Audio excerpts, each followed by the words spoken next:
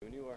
All right, so at the beginning of the season, you started off with the PTO with the Rockford IceHogs, and then you transitioned into a contract. Can you just talk about that progress here with the team early in the season?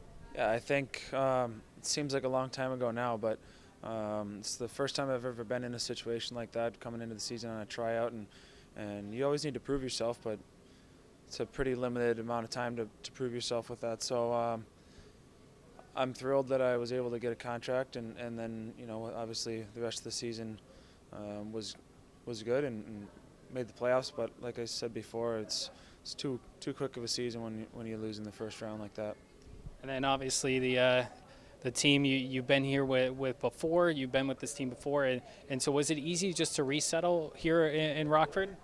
Well, there's definitely some changes, but it's nice to have some familiarity with everything and with the staff a little bit, and just the area, not having to learn a new city, and it was a comfortable year being able to, if you're ever going to go in on a tryout, at least to have somebody with some familiarity, and it helps kind of just take the stress away and be able to just play hockey. And then one big accomplishment you had this season is, as you did prove yourself with that PTO and got the contract, you then became the captain of the Rockford IceHogs and captained this team to the playoffs. What was that experience like for you this season?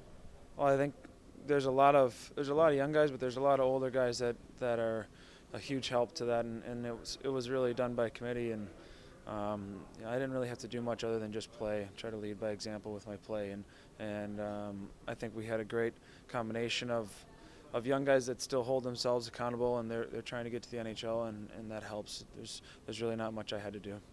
And then in December, you had a very good month offensively, scoring quite a few goals. I think 15 points to your name. You led the team in plus-minus. You were top in the AHL for quite a while in the plus-minus category. Do you consider this offensive season a really good success for you? Yeah, I think it puts me maybe back on the map for other teams or whoever's their scouts or GMs or whoever are watching that I can still play, and people that had doubts last year.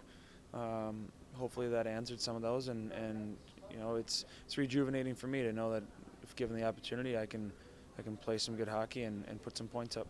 Now, what was the biggest change in the offensive side of the puck for you this season? Obviously, not really known to be that big scorer, but you hit over 10 goals this season. What was the big change for you? I think we had a great team and a lot of skilled players. So I think it starts with just winning faceoffs and having possession of the puck, which is something I really focus on. And from there, then you're not spending 20 seconds, 30 seconds of your shift trying to get the puck back. You have it, and you're in offensive situations then, and you're going to get some points. And I was fortunate enough to obviously guys were putting pucks in the net, and I got to put in a few too. And then now you're going into your first off season with the big storyline out of the way, the Huntingtons Disease. You're not tested for that anymore. You're clear from that. Is it a little bit easier going into this off season knowing you don't have that? Yeah, I think it's something that I haven't given a ton of thought about going into the off season. I think it's more over the course of this season it's set in a little bit more that I don't need to worry about that anymore, and now I can enjoy just going home and being with my family, and my brother is still dealing with it, so I'll be with him as much as I can this summer too. Jake, thanks for your time and have a great off season. Thank you.